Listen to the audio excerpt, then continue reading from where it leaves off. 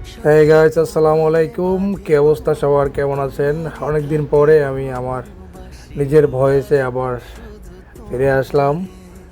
So এটা হচ্ছে বিকে city, এটা হচ্ছে রাজারহাট, আমাদের যশোরে অবস্থিত।